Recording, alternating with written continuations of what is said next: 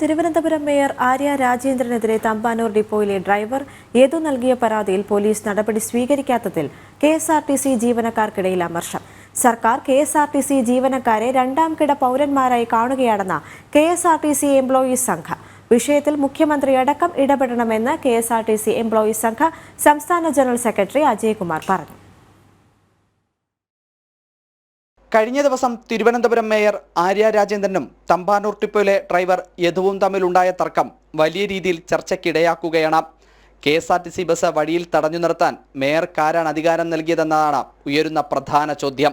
KSRTC ജീവനക്കാരെ ആർക്കും കയ്യേറ്റം ചെയ്യാൻ കഴിയുന്ന തരത്തിലാണ് പോകുന്നതെന്നും ജീവനക്കാരെ രണ്ടാംകിട പൗരന്മാരായാണ് സർക്കാർ കാണുന്നതെന്നും വിഷയത്തിൽ മുഖ്യമന്ത്രി ഇടപെടണമെന്നും എംപ്ലോയീസ് സംഘ് സംസ്ഥാന ജനറൽ സെക്രട്ടറി എസ് അജയ്കുമാർ പറഞ്ഞു. കെഎസ്ആർടിസി ഡ്രൈവറും മേയറുമായിട്ടുള്ള ഈ വിഷയം ഇത് ഒരു ഒറ്റപ്പെട്ട സംഭവമായി കാണാൻ കഴിയില്ല.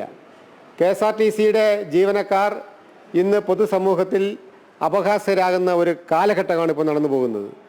അപ്പോൾ പൊതുസമൂഹത്തിന് മുന്നിൽ ഇത്രയും മ്ലേച്ഛമായ രീതിയിൽ കെഎസ്ആർടിസി ജീവനക്കാരനെ ഇങ്ങനെ വഴിയിലെ ചെണ്ടയായി കാണുമ്പോൾ ഇത് യാതൊരുവിധ വസ്തുതയ്ക്ക് നിരക്കാത്ത ഒരു സംഭവമായിട്ടാണ് എംപ്ലോയീസ് സംഘം കാണുന്നത്. ഇതിൻ്റെ വസ്തുതാപരമായ ആ കാര്യം ബഹുമാനപ്പെട്ട മുഖ്യമന്ത്രി ഇടപെട്ട് അന്വേഷിച്ച് ഇതിൻ്റെ വസ്തുനിഷ്ഠമായ അന്വേഷണം നടത്തി നീതിപൂർവമായി ഈ വിഷയത്തെ പരിഹരിക്കണമെന്നാണ് എംപ്ലോയീസ് സംഘത്തിന് പറയാനുള്ളത്. സംഭവത്തിൽ അന്വേഷണം നടത്തി റിപ്പോർട്ട് സമർപ്പിക്കാൻ CMDയോട് ഗതാഗത വകുപ്പ് മന്ത്രി നിർദ്ദേശം നൽകിയിട്ടുണ്ട്. യദുവിനെതിരെ നടപടി സ്വീകരിച്ചാൽ സംയുക്തമായി സമരം നടത്താനും യൂണിയനുകൾ ആലോചിക്കുന്നുണ്ട്. ജനം, തിരുവനന്തപുരം.